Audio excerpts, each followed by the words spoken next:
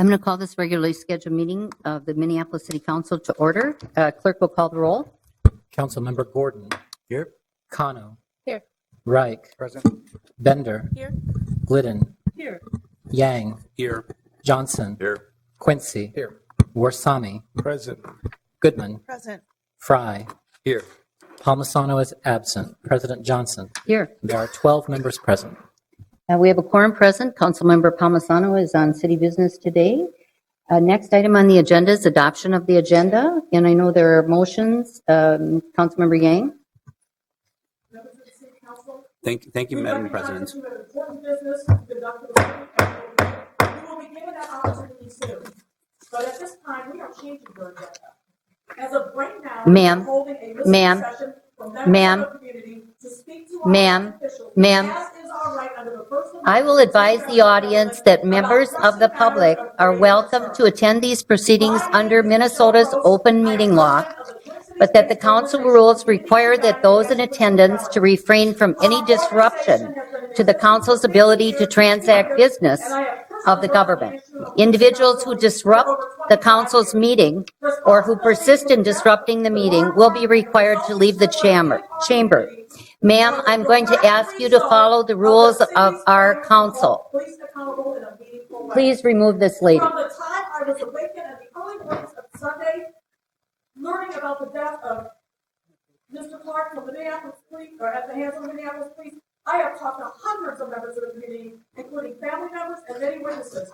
Not only are they outraged that police would shoot a man in his head who was already subdued and on the ground, but you have gone further by bringing a SWAT team down on our community. This is, as you know, a time of emergency. Mr. Bicky, Council President, I would like Mr. to move to suspend council rules to allow for public testimony. Because it's the We actions will be heard. We will be heard. You will be held accountable for what you have done to our community. Mr. Bicky, council rules do not permit public comments I would like at to move to council suspend meetings. council rules to allow for public testimony. There's a motion to suspend council rules for public testimony. Is there a second? I second. Any discussion? Seeing none, all in approval say aye. Aye. Opposed? No. No. That fails. Council rules do not permit public comments at council meetings, Mr. Bicking, so I'm going to ask you to not speak. Please remove Mr. Bicking. There are a lot of rules against the shooting of Jamar Clark, and there are rules against the conduct of the city and the police following that shooting.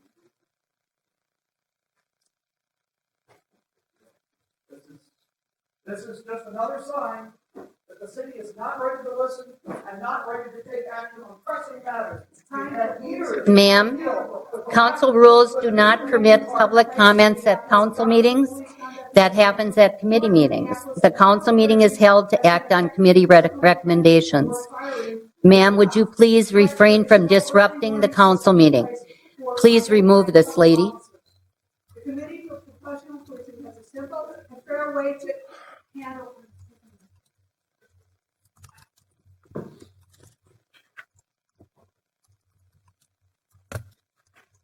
It is the forthright idea of requiring officers to carry individual professional liability insurance. This plan gives an incentive to police to be scrupulous in their behavior, to follow the code of conduct of their enforcement. We'll continue with our agenda. Councilmember Yang, you have a motion? Thank you, Madam President. I'd like to move to amend the agenda to include under new order of business a proposal for the creation of an infill development work group. Is there a second on that motion to amend the agenda? Second? Second. Any discussion? Seeing none, all in approval say aye. Aye. Opposed? That carries. Councilmember Wright, you have a motion? Yes, Madam President. I move to amend the agenda to include under order new business a notice to intent of an ordinance amending provisions relating to car sharing program. That item is before the council. Okay. Councilmember Wright has moved to amend the agenda to include a notice of intent to introduce an ordinance. Oh, I'm sorry.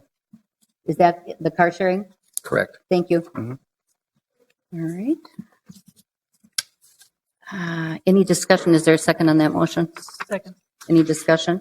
Seeing none, all in approval say aye. Aye. Aye. Opposed? That carries. With that, motion to accept the agenda as amended is in order. So moved. Is there a second? All in approval, say aye. Aye. Opposed? That carries. Next, we have acceptance of the minutes of the regular meeting of November 6, 2015. So moved. Second. Any discussion? Seeing none, all in approval, say aye.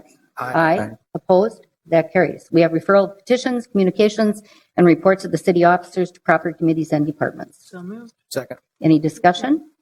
Seeing none, all in approval, say aye. Aye. Opposed? That carries. The reports of the standing committees are next, and that first committee reporting is Committee of the Whole, and that committee is chaired by the Council Vice President, Elizabeth Glidden. Thanks, Madam President. We have 4 items on our agenda. The first is an amendment to the City of Minneapolis Health Reimbursement Arrangement Plan. The second is preliminary designation of Community Action Agency for the City of Minneapolis as Suburban Hennepin Community Action. The third is Workplace Regulations Partnership Operating Principles. And the fourth is the Workplace Regulations Partnership Appointments. I will go ahead and move all 4 items, and I will note, I believe one of my colleagues has an amendment on item number 4. Okay. Thank you, Councilmember Glidden. She has moved the Committee of the Whole report, all 4 items. Any discussion, Councilmember Yang? Thank you, Madam President. I'm still actually waiting on my staff to give me. I think it's been passed out. Oh, it has. Okay. Has it? The last one, no. Sorry. Okay. Madam President, Thank I'm you. sorry, they're stuck Thank at the clerk's desk. Okay. Thank you, Madam President.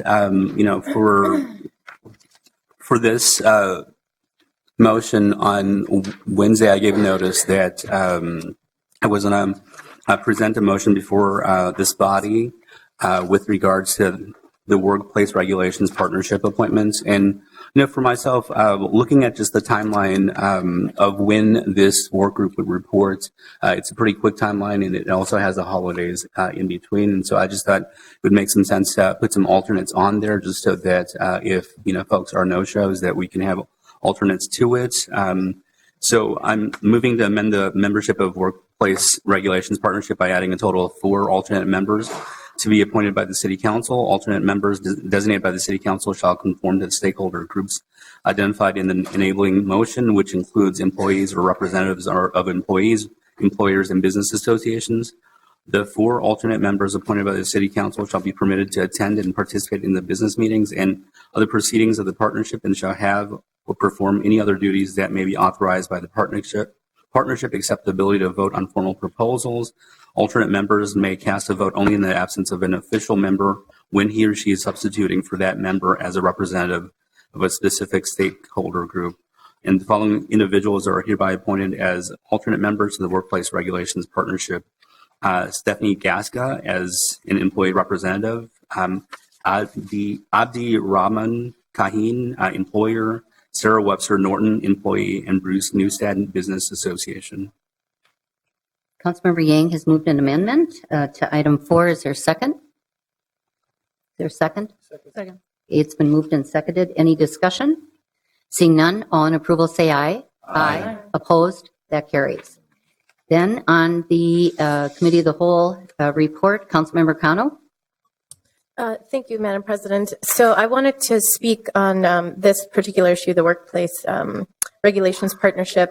I'm looking at the list, and I know that I've worked with you and Council Vice President Glidden on I did work with you on trying to find a Latino business owner that could be a part of this process. And we had several conversations about the composition of this partnership and the goals and the different ways that we can engage folks. So I just wanted to state for the public record that I am supporting the slate the way it is now, knowing that we had conversations about ensuring that we have smaller listening sessions and groups that will engage these specific focused and targeted groups to give us their feedback, whether they're immigrant-owned businesses, the healthcare industry, more low-wage employees, and definitely Spanish-speaking and Latino business owners. So I just wanted to say that that's the intention for me to support this today, acknowledging that there is no Latino business representation on here.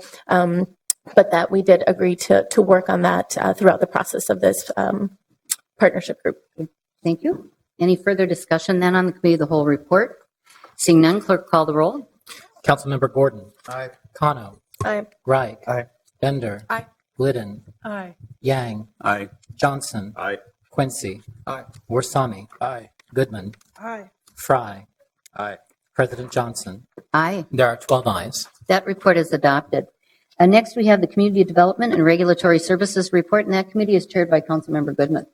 Thank you, Madam President. The Community Development and Regulatory Services Committee is bringing 7 items forward for approval this morning. Item 1 are the liquor business and gambling license applications. Item 2 is our 2015 housing revenue bond carry forward entitlement. Item number 3 is consolidating and restructuring debt for Ashkenabi Wakayagan. Item 4 and 5 are the commercial community garden and community garden policies. Item number 6 are the levy for special assessments. And item number 7 is authorizing the purchase of 30 West Lake Street for the purpose of trying to reopen Nicollet at Lake. With that, I'll move all items except for item 4 and 5, as I understand Councilmember Gordon has amendments. Okay. Councilmember Goodman has moved the Community Development report with items 1, 2, 3, 6, and 7. Any 4 and 5 are taken off, so should we take a vote on that? We've got some discussion on the community garden. Yes, Madam Chair, I'd like to vote on everything except for 4 and 5 and Okay. then allow the That's what amendments we'll to do then. proceed. So clerk will take the call the roll on items 1, 2, 3, 6, and 7. I'm sorry, Councilmember, are people on those items? Councilmember Kano, are you on 4 and 5 or? Yes, and Okay. I'm going to let Councilmember Gordon go first with his So amendment. Councilmember Gordon, you're on 4 and 5? Correct. Okay. Councilmember Fry? Madam President, my comments and motion are also on number 5. Okay. Then we will take the roll on the Community Development Regulatory Services Report on items 1, 2, 3, 6, and 7. Councilmember Gordon. Aye. Kano. Aye. Reich. Aye. Bender. Aye. Glidden. Aye. Yang. Aye. Johnson. Aye. Quincy. Aye. Warsami. Aye. Goodman. Aye. Fry. Aye. President Johnson. Aye. There are 12 ayes. That report is adopted. Then on item 4, Councilmember Goodman? Thank you, Madam President. I am going to move items 4 and 5 for approval and also note that I support Councilmember Gordon's amendments and appreciate him coming to committee, speaking on this issue, giving us a heads up, speaking on it at committee of the whole, and working with a number of people in order to move those forward. Okay. And Councilmember Gordon's amendments are in front of us. Councilmember Gordon? Thank you very much. So they've already been moved and they're properly before us? Were they moved as part of the report? Yes, Madam Chair, I move Councilmember Gordon's amendments forward. All right, thank you very much. And there's actually amendment on number 4 and number 5, and I'm not sure if we can take those both together, but they're identical. I'll just outline what they are, and then we can, if it's the will of the body, maybe we can vote on them at the same time. We'll see how the discussion goes. But essentially, they do 3 things with the commercial gardens as well as the community gardens. The first is they would just ensure that the practices at these lots that we are leasing for growing would also follow our pollinator-friendly city resolution, which we passed recently, and also that a list of pesticides prohibited for use on these will be maintained by the Minneapolis Health Department. The second change would be to reduce the administrative fee from $100 to $50, and the third change would be clarifying that one application may be submitted for multiple parcels. And I'm happy to take questions or have any discussion on those. Anyone have questions for Councilmember Gordon? Councilmember Kano? No? I'm just putting myself in queue for my amendment. Oh, okay. All right, we'll wait on that. Any further discussion then on items 4 and 5? Councilmember Johnson? Thank you, Madam President. I just want to thank Councilmember Gordon and all others who are advocating for these great changes to this.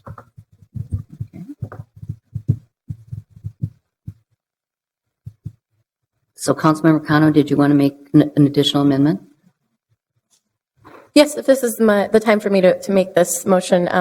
Yes, you may. Okay, thank you. So the motion before you, my staff and the clerk's office has handed it out.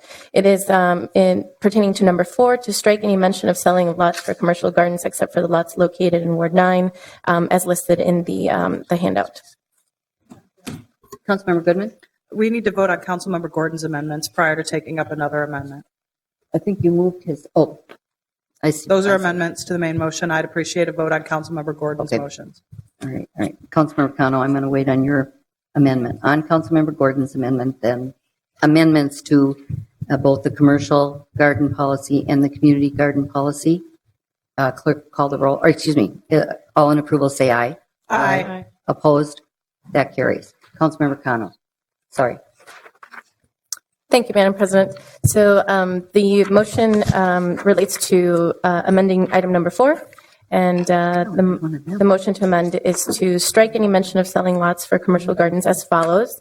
The language reads, number 4, strike any mention of selling lots for commercial gardens except for the lots located in Ward 9 as listed there in the handout. Second. Okay, Councilmember Kano has moved an amendment to amend the recommendations to strike any mention of selling lots for commercials as follows, striking any mention of selling lots for commercial gardens except for a number of lots located in Ward 9. Councilmember Goodman. Thank you, Madam Chair. I would urge members of the council to vote against this amendment. When I spoke with Alfred Porth and Sherry Shokwas this morning, who were desperately trying to reach me because they have communicated to Councilmember Kano that they do not support this, they described this as an administrative nightmare. So I would just say that given that our staff don't support it, it didn't come through committee. It wasn't noticed to us at Committee of the Whole, and we got notice of it at 9:30 last night, that this needs far more work. Any further discussion? Councilmember Kano? Thank you, Madam President. So our office has been working with the Homegrown Minneapolis table and the subcommittee on land access for over 2 years on this policy initiative that Councilmember Fry had supported and helped us to have a discussion about this at the CDRS committee. The original intent came from a lot of Ward 9 residents who are small business owners that dedicate themselves to urban farming. And also it's a connection that we have very strongly in the 9th Ward to blight and to vacant lots that sit idle for years and years and years. And I know that not a lot of wards have those challenges. My ward is one that has that challenge, and we have a solution here to allow small business owners located in our neighborhoods and our communities to take over these lots, turn them into productive food production sites that provide jobs for people, that help address crime and blight in areas that are economically challenged. And so this is why I'm bringing this forward, to ensure that residents in the 9th Ward and small businesses that benefit the entire city of Minneapolis can help us address blight through this small urban agriculture business model. Councilmember Gordon? Thank you very much. I do know that interest in how we could ultimately sell lots is something that has come up through the Food Council, and I know people have sometimes looked at side yard options, because often what we do is we'll have a side yard that the city owns, and we decide to offer that for sale to the property owner there. So this is something that there's great interest about and people want to do. I also understand that the committee, when this went through committee, this was an item that was removed from the proposal. And that what we've got so far is actually quite a bit. We've made a lot of progress in terms of the land access agenda that was coming from the growers through the Food Council and came up through the committee. It might be that this specific item, given that people on the council don't feel like they've had time to think about it and vet it, it might be better off referring this back to committee so we can have more time to work on this and figure it out. I'm sure that when people hear about our staff having concerns at 9:30 p.m., it raises red flags for them.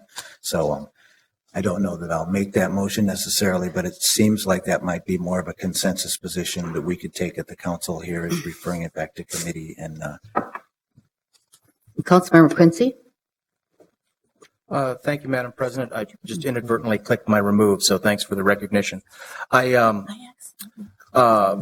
wanted to clarify a couple of things that Councilmember Kano identified, and I appreciate her bringing this forward. But from my perspective, I'm looking at it from two things. One is the sale of the property and the permanence in that nature. And I'm not sure if it's consistent with our zoning plans that would allow commercial gardening within a residential zoned area. So I'm not sure that that's appropriate use of that.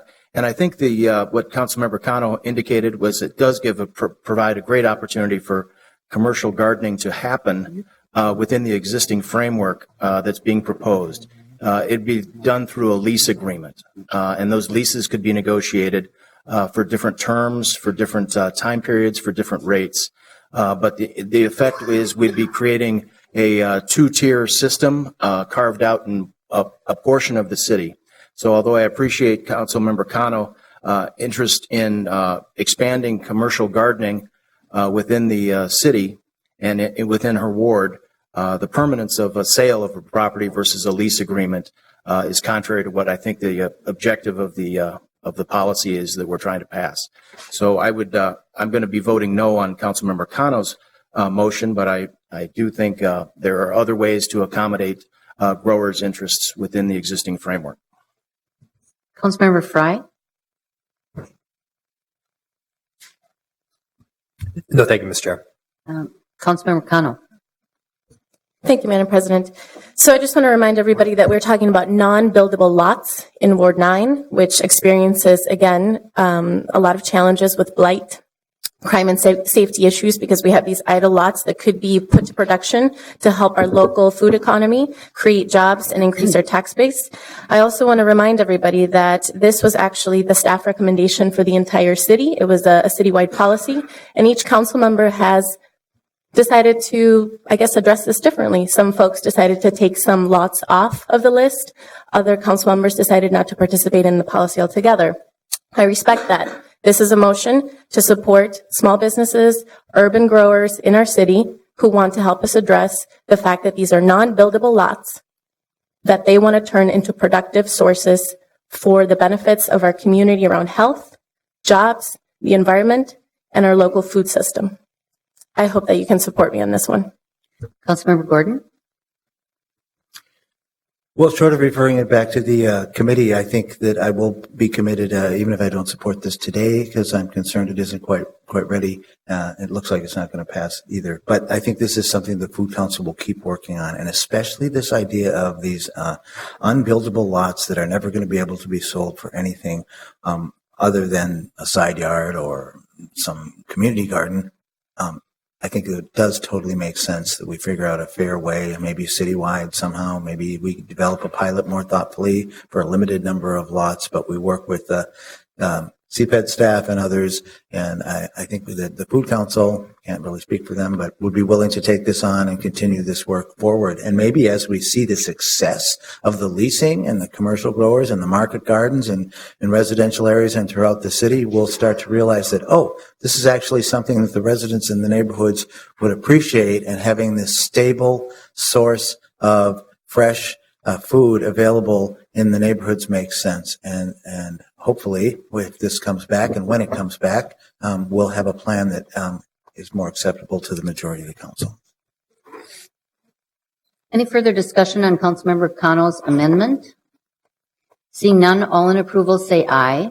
Aye. All in approval say aye. Aye. Opposed? Nay. That does not prevail. Then on the community development items 4 and 5 as amended, clerk call the roll. I'm sorry. Oh, Councilmember Fry. Sorry. Thank you, Madam President. I have one amendment that applies to both 4 and 5 and perhaps addresses some of the sentiment of all of the council members as well as Gordon and Cano. And it should be in front of you. It's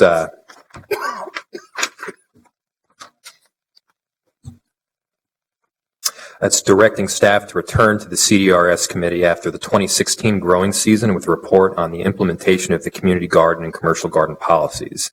This report should include a description of the parcels being gardened by community and by market gardeners and the parcels about which CPED has received inquiries from the public about gardening. So this, once the 2016 growing season is complete and we have real and raw data that we can then process and determine how to move forward into the future, we can start and continue to improve and better affect our policies.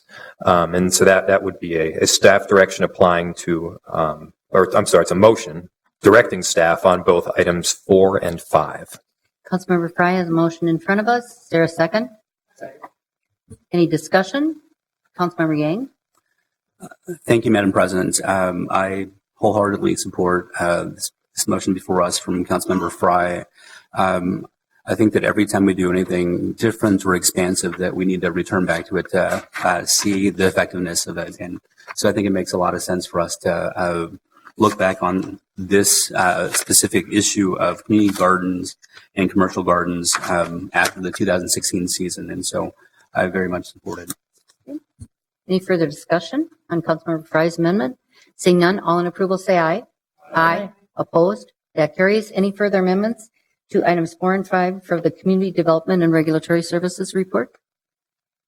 Councilmember Fry? Thank you, Madam. Yep. Thank you, Madam President. Very briefly, I just want to highlight that this is a very substantial step in terms of urban agriculture. We're expanding leases. We have 770 some vacant parcels in the city.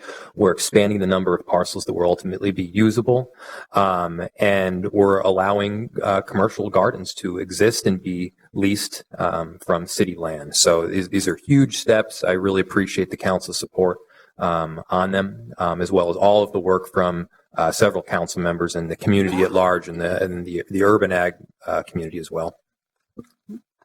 Any further discussion? Councilmember Yang? Thank you, Madam President. Councilmember Fry talked about the commercial gardens, but for myself, my interest is much more on the community garden side of things. And I think this is a great way to use vacant land that is on the north side, especially with regards to saving on costs. We know the numbers, and I think in some ways, if we can curb those numbers or minimize some of those numbers, that would be good for the folks up on the north side. And as the council member for Ward 5, we have a lot of vacant lots, and I just think it's good for us to be creative in terms of how we move forward on this. Just one, save the city money, but two, also be helpful in providing for people the opportunity to grow food for themselves. And so I think it's a great step moving forward. But, I'm also looking forward to, the report that comes out after the 2016 growing season to see if we got it right. Because if you don't get it right, we got to fix it. Councilmember Gordon? Thank you very much. I really appreciate the council taking this up, but I also wanted to take a moment to appreciate the work of the Food Council and the Sustainability Office and CPED and the staff there that worked on this. There was actually a group on the Food Council that probably spent 2 years working on this and food access. And those of you who have been around for a while will remember this is called out in our urban ag plan that we passed several years ago. So this has been a long journey that we've been on together, and it took a concerted effort and very thoughtful work on the part of staff and also the Food Council to get us to this point. I think it wouldn't be here if it wasn't a recommendation that came from them, and I think that's worth noting. We really do rely on our volunteers and our boards and commissions for a lot. I think this is also exciting because it's going to be good for the city in many ways, and this not only will have the potential to improve health dramatically in the city by having more food available, but it also, I believe, will raise surrounding property values because this will remove blight from vacant land and put it into use. And now we'll also have an opportunity to provide some economic growth for individuals who are growing on it, at least certainly on the commercial lots. It's also actually going to save the city money because when we have these lots being used by people and food's growing on them, we don't have to pay those holding costs. And we don't have to maintain and take care of those properties because somebody else is out there doing it. So I look forward to hearing good things when this comes back in a year and we can hear the progress of it. Any further discussion on items 4 and 5? Seeing none, clerk call the roll. Councilmember Gordon. Aye. Kano. Aye. Reich. Aye. Bender. Aye. Glidden. Aye. Yang. Aye. Johnson. Aye. Quincy. Aye. Warsami. Aye. Goodman. Aye. Fry. Aye. President Johnson. Aye. There are 12 ayes. That report is adopted. Next, we have the Election and Rules Committee, and that committee is chaired by Councilmember Fry.